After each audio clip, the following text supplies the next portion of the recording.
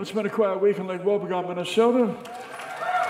The rains have finally let up, and we had sunshine here this week, and it was a glorious, glorious 4th of July in Lake Wobegon. The big parade went off yesterday morning at 10 o'clock in the morning, and the floats were there, and the 4-H'ers and the FFA and the Ocarina Band from Our Lady of Perpetual Responsibility was there, and the precision pitchfork drill team was as good as it's ever been. The Betsy Ross blanket toss was as well, and just gorgeous. Those big Percheron horses, teams, 8-horse teams of Percherons pulling those big wagons with the 4-H'ers on it. It was glorious. And then the fireworks went off in the evening from the 2 pontoon boats out on the lake, and there were no mishaps, and young couples walking around in the dark and seeing bursts of light in the sky and thinking whatever young people think when they see that.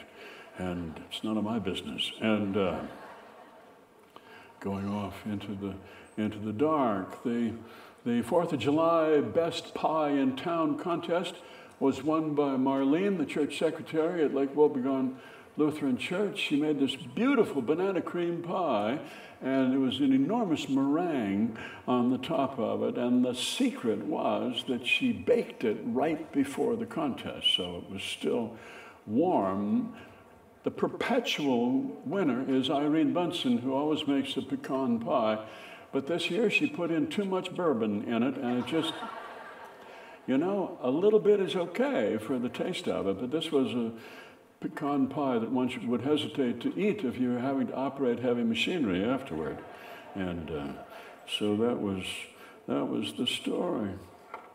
It was the 40th anniversary of the world's largest pile of burlap bags in Lake Wobegon, 1974. The Dickmeyers, Earl and Ruby Dickmeyer, own this thing. It's out beside their barn, just north of town. It is now 97 feet high, and it is 122 feet wide and almost 300 feet long, and it is the largest pile of burlap bags in America. It takes a lot of work to keep this up, you know. You got to keep adding things to it. And meanwhile, there's another pile of burlap bags in Burlington, Vermont, that is trying to catch up, and so there's competition here.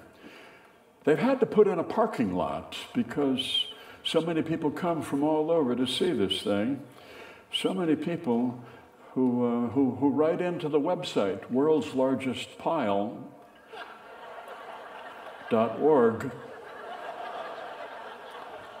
They write in and they swear that they've been cured of various spinal ailments, spinal stenosis, just by standing beside it and putting their hand on it. This enormous pile of burlap bags creates a lot of heat at the core, and this heat, they believe, combines chemically to create an element called phlogiston, which they think has something to do with this and other ailments. And people write in to the website, and they say they've been cured. Well, the Dickmeyers are old people, and they would like to retire and move down to Texas.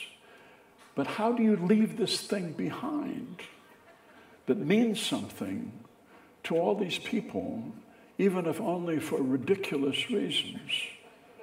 So they keep working at it. It's not the greatest accomplishment in the world to accomplish something just by accumulation. And every week or so, you go out and toss more burlap bags up there, and you shore up the sides. It's not anything necessarily a person would want to base their life on. But there it is. There it is. Who knows what to make of it? We don't even try to understand it.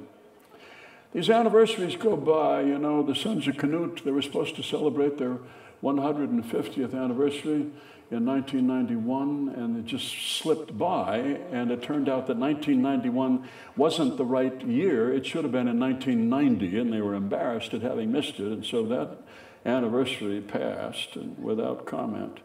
And the town itself should have celebrated its 150th about the same time. And people talked about having a big celebration. But had they celebrated the anniversary of the founding of the town, then the state of Minnesota might have found out that Lake Wobegon exists. Nobody had known this before. It's not on the map, and it's been an undisclosed municipality. And if the state of Minnesota found out, they would send people up there who would find out that Lake Wobegon is not in compliance. It never has been in compliance. It does not care to comply.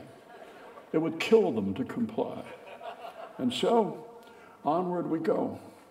A mystery to everybody. That's the news from Lake Wobegon, where all the women are strong, all the men are good looking, and all the children are above average.